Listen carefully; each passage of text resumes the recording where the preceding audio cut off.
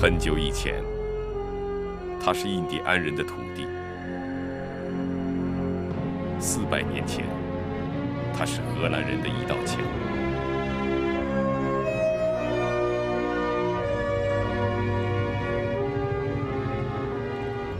200年前，它是梧桐树下的金融种子。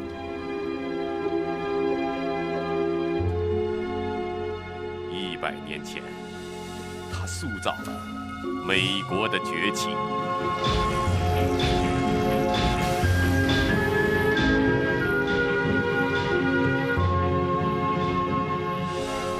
今天，它是一张洒向世界的金融之网。这张网强大又脆弱，光明又黑暗。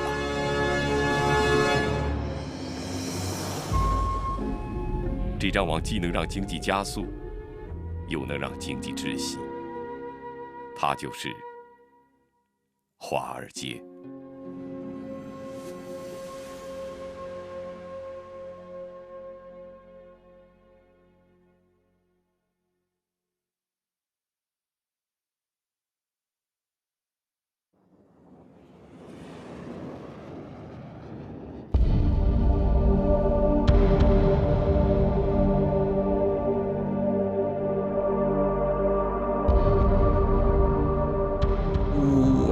Falling of the towers caused extraordinarily damage to this building. It started actually sinking into the subway system, and there were cracks and you could still see them in the building downtown that go all the way through.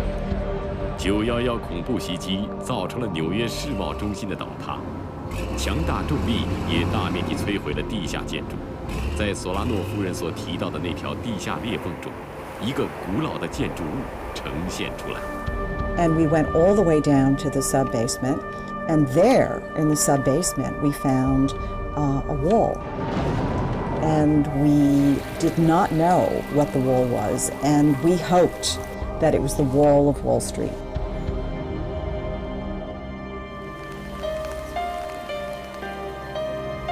华尔街是英语 Wall Street 的中文译音，它起初就是一道墙。是由最先来到这片土地上的荷兰人建立的。华尔街的历史在很大程度上可以代表纽约的历史。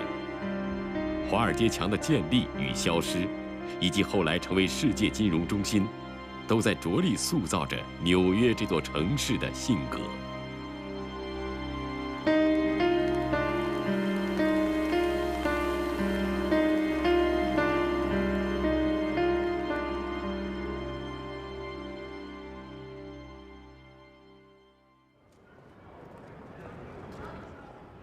911之后，很多金融机构搬离了华尔街，索拉诺夫人却来到了这里。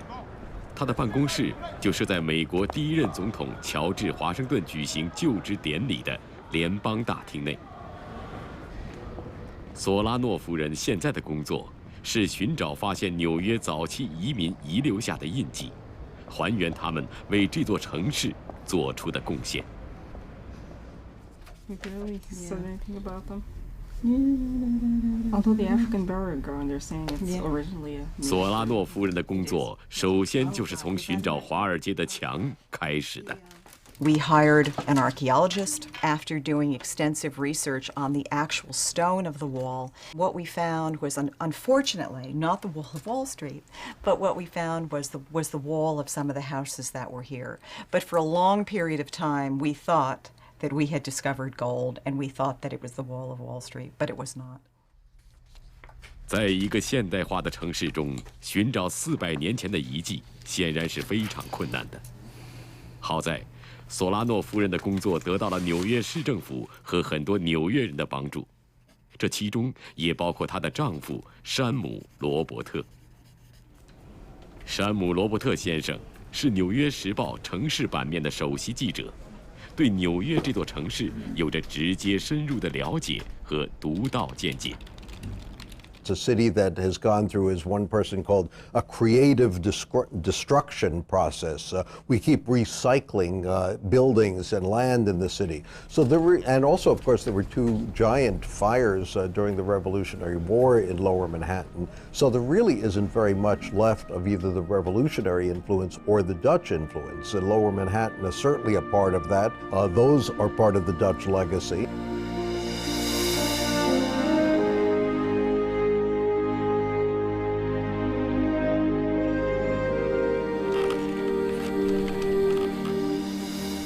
荷兰是世界著名的低地国家。这个国土面积只有4万多平方公里的临海国家，有1/4的土地处于海平面之下。特殊的地理环境限制了荷兰农业的发展。荷兰人除了围海造田、增加耕地外，必须开辟另外的生存之路。Fit a child of 4 years old. Looks big. Other reasons to wear the wind shoe is wood insulates so to keep your feet nice and warm, and wood is waterproof. If you wear the 从13世纪开始，喜欢穿木鞋的荷兰人把目光投向了海洋，开始从事海上贸易。现在的阿姆斯特丹港是全球最先进的港口之一。其实，早在400年前，阿姆斯特丹港已经拥有了现在的地位。荷兰人正是依靠这个优良港口，把阿姆斯特丹逐渐发展成为全球最大的商品贸易集散中心，并把荷兰带入了近代史上率先崛起的大国之列。The port of Amsterdam has a very long history. About 1500, 1450, the trade with the southern European countries started. In 1600, we made us the biggest port in the world in that time.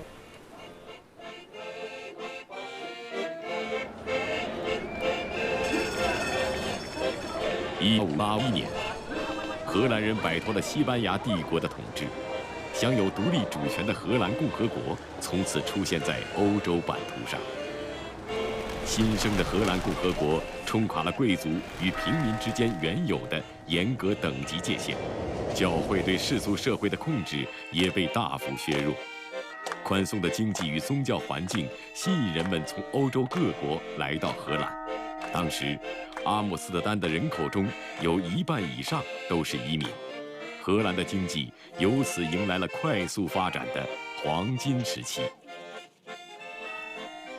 Maybe I should stress that it was a free and liberal and tolerant country, and that would, give room for people to have open minds and to step into risky business, because at the back, you're not withhold. You just do it. People have had a feeling of freedom.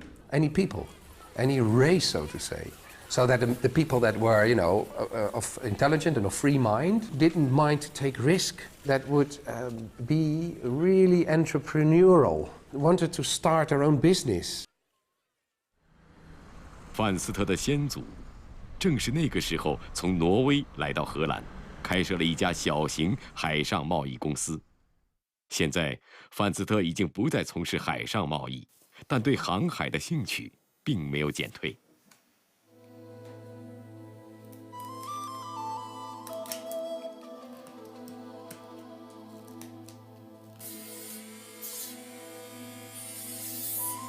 由于当时来到荷兰的移民越来越多，导致了市场竞争的加剧，荷兰人必须要把他们的贸易延伸到更远的海域和国家，向海外扩张已经成为必然。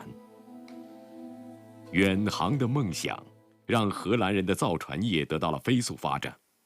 到16世纪末，荷兰人制造的帆船具备了远航的能力。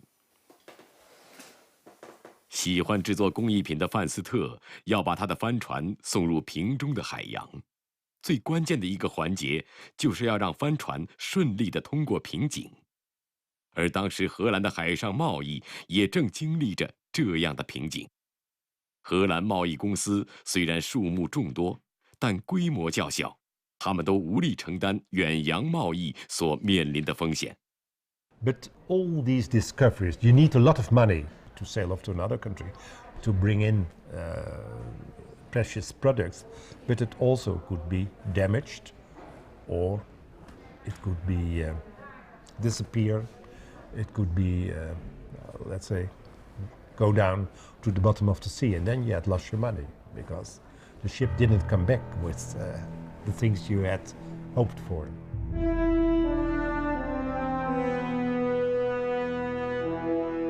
荷兰人如何突破这个瓶颈，化解远洋贸易带来的风险呢？在阿姆斯特丹即将诞生的股份制公司，成为解决这个问题的唯一答案。股份制公司就像绳缆一样，每条绳缆都由无数根纤细的麻线组成。虽然每根麻线都不可能单独拉起风帆，但是将它们缠绕在一起，将弱小的力量汇聚起来，就会变成坚固的绳缆。其实，早在20年前的英国已经诞生了股份制公司，但那只是在严格等级制度下，由几个大股东组成的公司。而在自由平等的荷兰，是为所有人准备的，无论是贵族、富翁，还是平民，甚至仆人，都可以成为股份制公司的股东。大家一起承担风险，并共享收益。1602年，荷兰东印度公司成立，来自全国的100多家贸易公司成为股东，并通过设立在荷兰6个海港城市的办事处，开始面向荷兰公众发行价值650万荷兰盾的股票。其中，在阿姆斯特丹发行的股票数量占到了总数的1半以上。股票的公开发行，使东印度公司迅速完成了远洋贸易的资金储备。如果没有这些有限责任的安排，要让普通的人把赚来的钱交给了素不相识的人去使用的话，那会非常非常的困难。股份有限责任公司的发明可能是世界过去500-600年最关键的一个发明。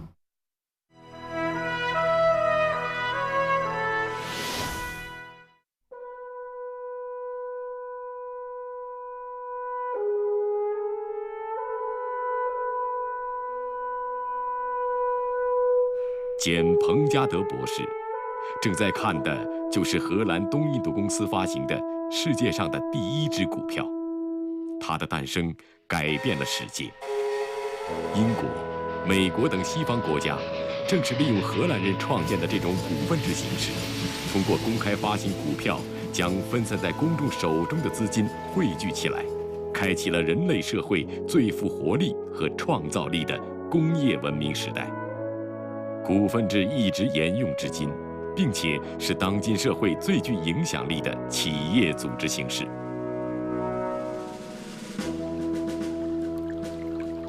荷兰东印度公司的办公大楼现在属于阿姆斯特丹大学，它是欧洲最古老的大学之一，有4位诺贝尔奖获得者从这里毕业。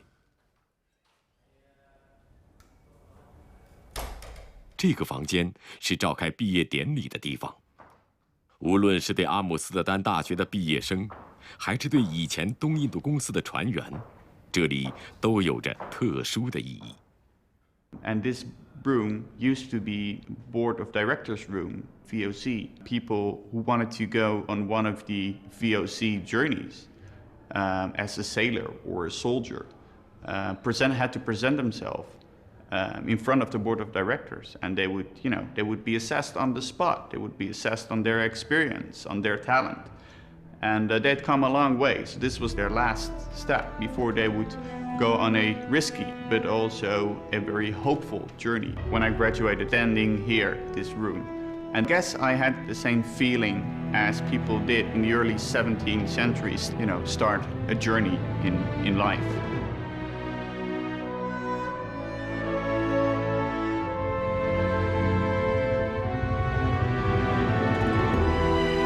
东印度公司成立当年，他们的商船便开始扬帆远航，驶向遥远的东方。在此后的200年中，荷兰东印度公司向亚洲发出了近5000船次，将大约100万欧洲人送入与亚洲的贸易之中，有超过250万吨的亚洲物资被运回欧洲。股份制组织形式的建立，使荷兰东印度公司持续经营了200年之久，成为一艘跨越世纪的不沉航船。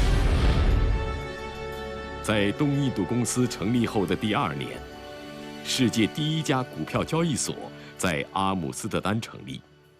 荷兰人把对东印度公司远洋商船的期望值具体体现在了股票交易的价格上。10年之后，远洋航船终于满载而归，拥有东印度公司股票的人获得了丰厚的回报。So that's, I think, where it all comes from. And then they saw how much money they could make. They saw it was easier, let's say, to trade the share, that dividends were paid, that the structure of the company got well established, the VOC, and that created a lot of confidence, not just among the businessmen, but also amongst the women and, let's say, the elderly children. They all got involved in share trading.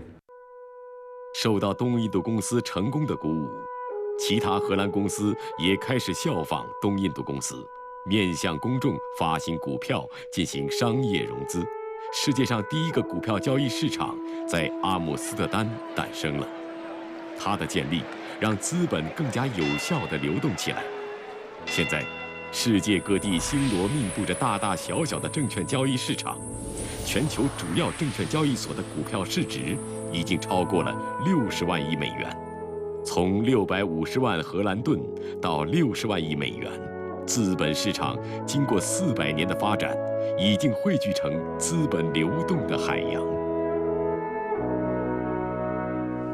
阿姆斯特丹证券交易所在历史上完成了许许多多的创新，期权、期货、保证金交易、股指交易、卖空这些在现代金融市场中存在的概念，全部诞生于此。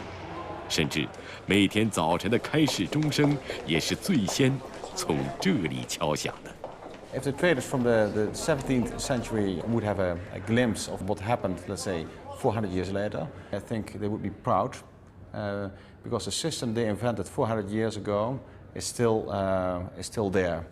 5, 4, 3, 2, 1.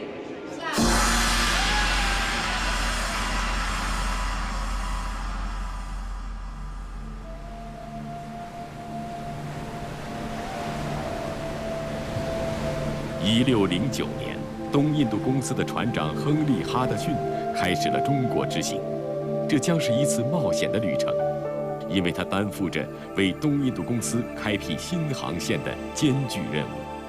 在驶出阿姆斯特丹港后，哈德逊的航船奔向了荒无人烟的北极。经过了5个月的海上漂泊，哈德逊的航船却南辕北辙，驶向北美大陆。 Henry Hudson was trying to go up north via the North Pole, via the northern part of Russia, and going down to China. But he got stuck in the ice. So he should be going back to Amsterdam, but he didn't do so. He was trying to find a new way, and he thought maybe if I go up to North America and I find a new way, a new sea route, that will bring me to China. 就这样，哈德逊船长来到了现在的纽约，并进入了一条河流。He found a river, the Hudson River, but unluckily enough, it was getting smaller and smaller and smaller. So he decided to go back to Amsterdam and tell the news to his commissioners that he didn't find a new sea route to China. 索拉诺夫人现在遇到了与哈德逊船长当年同样的问题，她无法达到她的目标，仅靠纽约的信息寻找荷兰人留下的印记是非常困难的。但她也和哈德逊船长一样，收获了意外之喜。Hey, I'm so glad we're doing this. Yeah. This is going to be so much fun. This is really extraordinary. Yes. It's a And nice here we book. are in front of Federal Hall, so it's a great place to begin, right on Wall Street. 哈德逊船长的坏消息，对于当时的荷兰政府和东印度公司却是一个绝好的消息，因为荷兰的海上贸易竞争对手英国和西班牙已经在美洲大陆有了殖民地，荷兰人也正在试图开拓北美市场。于是，1621年，荷兰人成立了新的贸易公司——西印度公司，垄断北美贸易。5年之后，西印度公司用价值60荷兰盾的布料和事物，从印第安人手里换取了曼哈顿的土地所有权。这在荷兰历史上被称为最成功的一笔交易。其实，当时的曼哈顿还是一片荒芜之地，没有人能够想到，它会发展成为现在寸土寸金的国际金融中心。You see an Indian trader, Native American, and a Dutch trader, and of course it's all about beaver skins. That was the main reason for the Dutch to come here. 海狸皮并不是这里唯一的财富。随着贸易的扩大和商人的增加，荷兰人在曼哈顿南端建立起了永久性定居点。就这样，一个新的城市诞生了，它被荷兰人称为新阿姆斯特丹。为了保护自己的财富和人身安全，荷兰人在新阿姆斯特丹的北面修建了一道墙。华尔街的历史也正是源于这道城市的围墙。They came to New York and founded, they called it New Amsterdam. And unlike many of the other American colonies, which were founded for religious reasons, I mean, the Puritans came to Massachusetts, the Catholics came to Maryland, the Quakers came to Pennsylvania, in order to worship God as they thought they should worship him. The Dutch came to New York to make money, no other reason. They didn't even get around to building a church at all for 17 years. And they made an awful lot of money. That spirit is still in New York very much. New York is the most commercial-minded city in the world.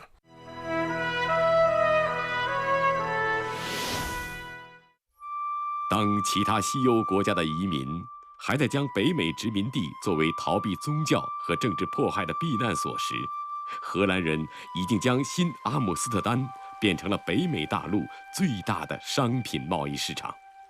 And that is what made it so unique, made it so distinct, and I think also shaped the character of New York, the city, and New Yorkers. It was all about coming here to have the opportunity to make money, have the opportunity to succeed on any number of levels, and I think that's why so many immigrants followed in the footsteps of the Dutch, because it was, the sense was that here was a place of opportunity.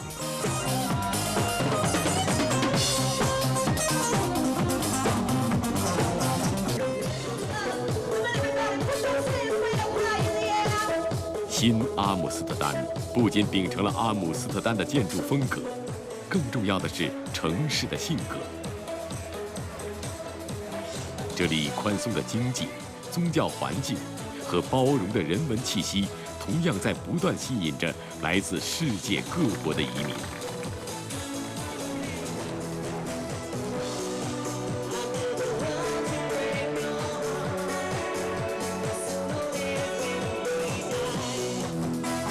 新阿姆斯特丹的建立，使荷兰人成功开辟了北美贸易航线。与此同时，他们的商船也终于到达中国，彻底打开了东方贸易通道。由此，荷兰被称为17世纪的海上马车夫。阿姆斯特丹也因此成为了世界上最大的商业贸易中心。阿姆斯特丹档案馆存放着那个时期各国商人在阿姆斯特丹从事商业活动的记录。简·彭加德博士一直在研究这些古老的记录，他从中发现了怎样的秘密呢？ It's amazing to see these books full of names and full of figures. It's really accountability, because all these people coming from all the corners of the world to Amsterdam to do business. I think you must have a lot of trust to do business in this way. And looking at these books, looking at these registers, people trusted each other. It's really, really very surprising.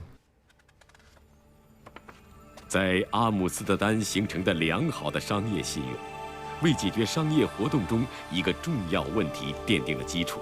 在当时，各国商人带着本国货币来到阿姆斯特丹，但不同的货币是很难做生意的。那么，必须要有一个让所有商人都信任的机构，将不同国家的货币兑换成一种通用货币。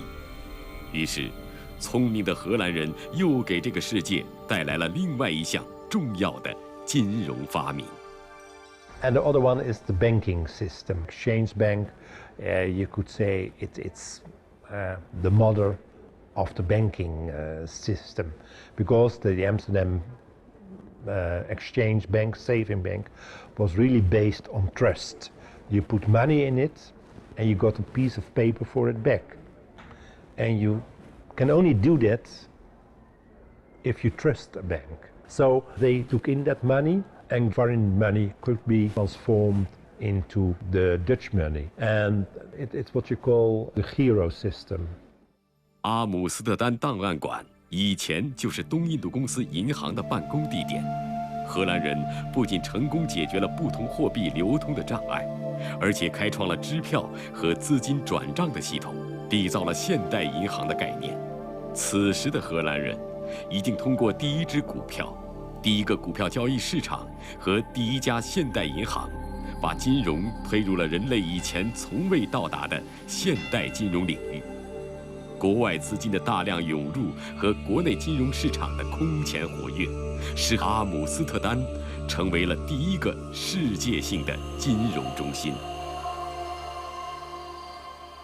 但荷兰人在最先享用现代金融成果的同时，也最先尝到了与之相伴而生的苦果——金融泡沫。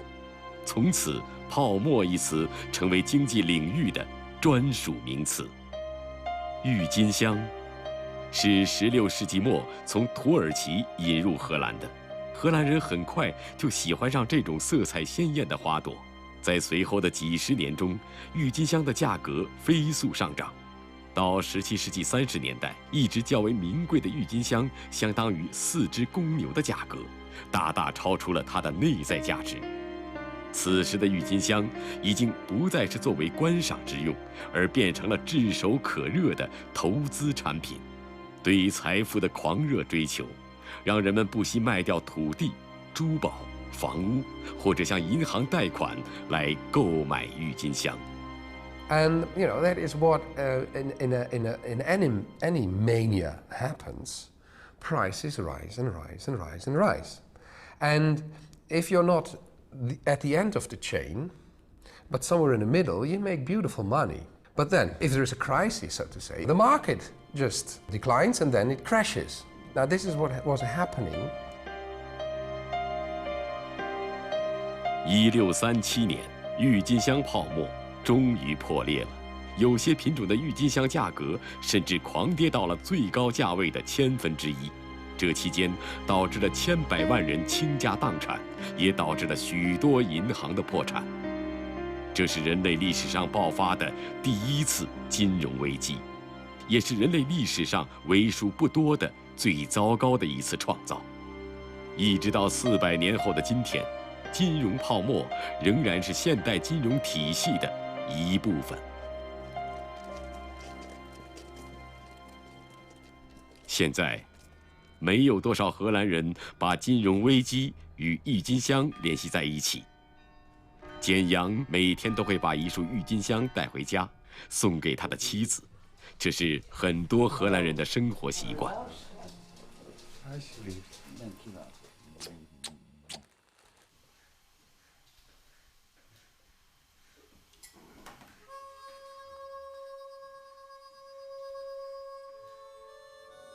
郁金香泡沫飘散之后，郁金香给荷兰人带来了真正花的芳香。现在，荷兰是种植郁金香最多的国家，拥有全球最大的鲜花交易市场。荷兰人所创造的现代金融体系，也已经随同郁金香一起飘向世界。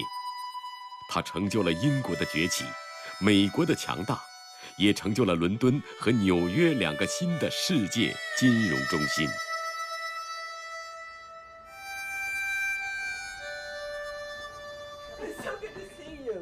马丁·高瑟林博士近来一直往返阿姆斯特丹与纽约之间。他正在帮助阿姆斯特丹市政府在纽约举办一个展览，展现两座城市的特殊关系。This map is from the year 1666. It's the oldest plan of the southern tip of Manhattan that is still here with us today. And this exact area is known today as the financial area. Here, for example, you see Wall Street. And Wall Street was from the east to the west, and this wall was made as a defense wall against attacks from the Native Americans. 荷兰人依靠这堵墙挡住了印第安人的进攻，但难以挡住英国人的海上进攻。为了争夺海上霸权，控制贸易航道，1652年英荷战争爆发。战争在英吉利海峡和两国控制的殖民地上同时展开，结果荷兰两线溃败。1664年，英国人占领了曼哈顿岛，英国国王将新阿姆斯特丹更名为新约克，就是现在的纽约。随着英国人在曼哈顿岛控制范围的扩大，那道起初用来防范印第安人的墙失去了存在的必要。它被推倒后，改造成一条城市中的道路，被称为华尔街。Wall Street had anything but symbolic value. If you argue that the wall fell in part because it was no longer practical, many people had moved north of it, then I think, again, metaphorically, that's what a stock exchange, that's what commerce, that's what business was all about. It was pushing boundaries and exploring new ideas and taking chances.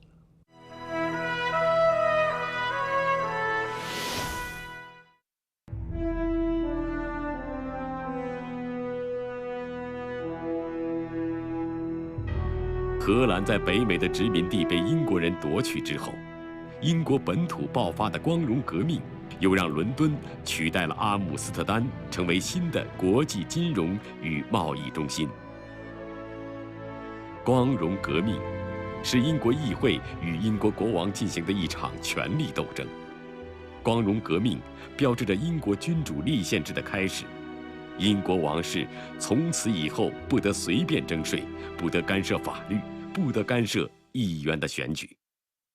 What the Glorious Revolution changed essentially was taking that decision, these financial decisions, away from the monarchy and putting them into Parliament. Essentially the people, although, as I said, democracy is a long way away, full democracy. So it's at that point, and it's following that property rights are more secure and people are more prepared to take some financial risks. 光荣革命后，英国政府的财政与王室的财政分开，英国政府发行的债券变成了英国国债，而不再是王室的债务。因为有了议会做保证，英国国债的信誉度大大增强，成为伦敦金融市场交易量最大、最活跃、最受欢迎的证券。金融市场的活跃，吸引大量的商人与银行家们从世界各地将资本输送到伦敦，国际贸易与金融中心开始向伦敦转移。1694年，伦敦商人们创建英格兰银行，帮助英国政府发行国债。英格兰银行的成立使国债的发行量迅速增加，这不仅为伦敦金融市场的发展提供了大量可供交易的证券，更主要的是为英国的海外扩张筹集到了充足的军费。With enough money, they could actually maintain a very large navy and therefore fight successful naval wars throughout the 18th century, which built up the British Empire and therefore built up British trade as well. So it had a big effect in accelerating Britain's economic development. Just the resources that the state could command for its military purposes helped the economic development of Britain. 在接下来的200年中，英国人对外战争一直没有停止过。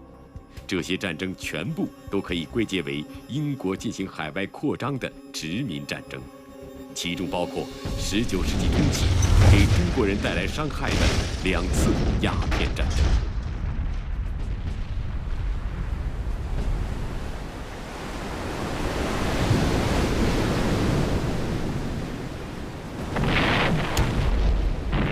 在新的金融体系的支持下，英国军队成为真正的海上霸主，几乎控制了全球所有的海上贸易通道。英国商人们也随着殖民地的增加和海上贸易的扩大而获得丰厚回报。There were a number of banks established in London in the 18th century by people who came from abroad. Well, the Rothschild family was significant in the 18th century. At that time, before the creation of the joint stock bank, this was a private bank. The private banks were very, very significant entities in financial terms as providers of funds for investments across the world. 在英国金融中心鼎盛时期，诞生了世界金融史上重要的一个家族。罗斯柴尔德银行的英国总部坐落在伦敦金融区的黄金位置。这家有着200年历史的私人银行，一直是由罗斯柴尔德家族所拥有。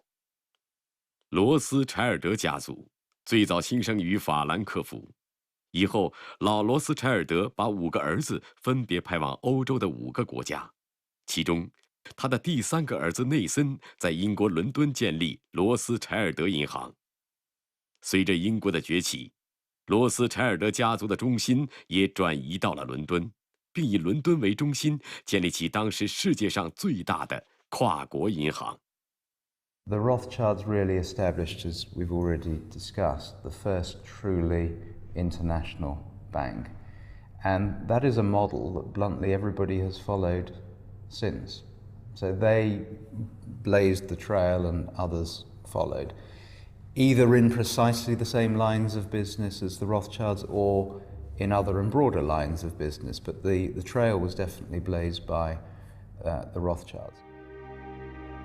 19世纪初，罗斯柴尔德家族在日益国际化的伦敦债券市场已经扮演着主导角色。老罗斯柴尔德反复告诫他的5个儿子：如果你不能让人们爱你，那就让人们怕你。的确，人们对罗斯柴尔德家族的恐惧超过对他们的热爱。罗斯柴尔德5兄弟联手在欧洲布下的银行网络，到19世纪中期统治了整个国际金融市场。If I stand back and try and look at the contribution of the Rothschilds in the context of the last 200 years of global finance, I would say that the Rothschilds were international before the world was global. So the business was connected internationally a long, long time before people started talking about cross-border or global. 罗斯柴尔德家族跨国银行的兴起，得益于英国快速发展的金融市场和对全球贸易控制力的不断增强。19世纪中期的伦敦是无可比拟的世界工业、贸易和金融中心。当时，40%的国际贸易以英镑结算，英国的海外投资占到了西方列强对外总投资的1半以上。正是在这个时期，英国议会把中央银行的职能赋予了英格兰银行，英格兰银行成为了第一个现代意义上的中央银行。It is a significant event. It's really about middle of the 19th century, a bit later, that the Bank of England is clearly a central bank managing the exchange rate or money, if you like, and providing an essential part to financial stability. 国债发行权力的改变，跨国银行的出现，中央银行的诞生，英国人从光荣革命开始，经过了160多年，终于把现代金融推向了一个全新的高度，并推向了世界。纽约，这个原本就融入了荷兰现代金融理念的城市，成为了最大的受益者。华尔街的兴盛正是从发行美国国债开始的。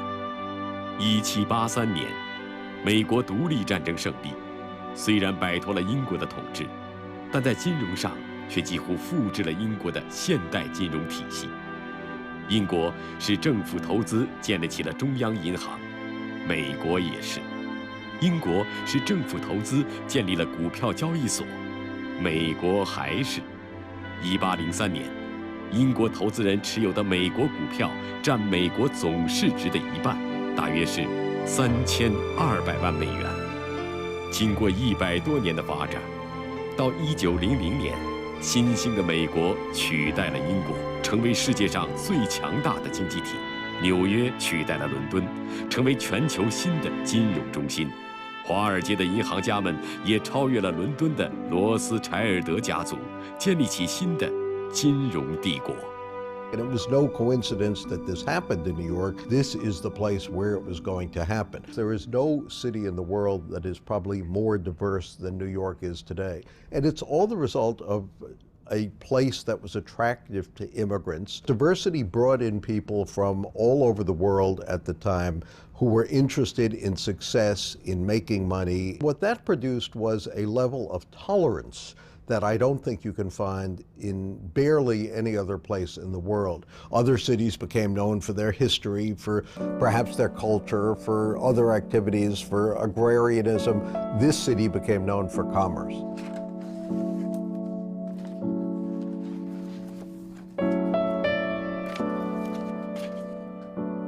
索拉诺夫人终于完成了对纽约早期移民遗留印记的寻找发现。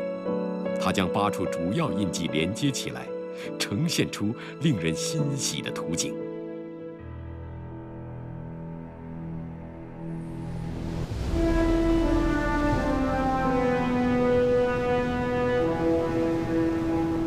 正是因为哈德逊船长引领的航船，开启了纽约的历史，并给纽约送来了包容的文化基因。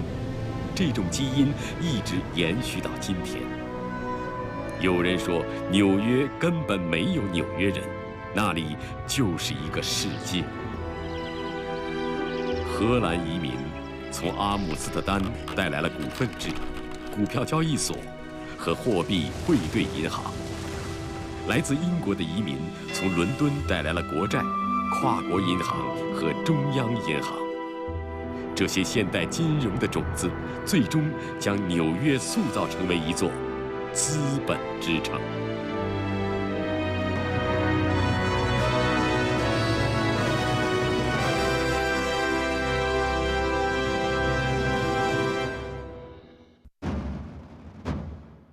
200多年前，这里曾经是美国最早的政治中心。一场思想交锋彻底改变了它的命运。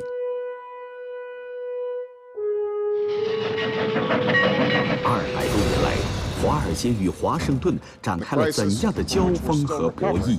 政府与市场如何划分权力的边界？敬请收看《华尔街》第3集《两条道路》。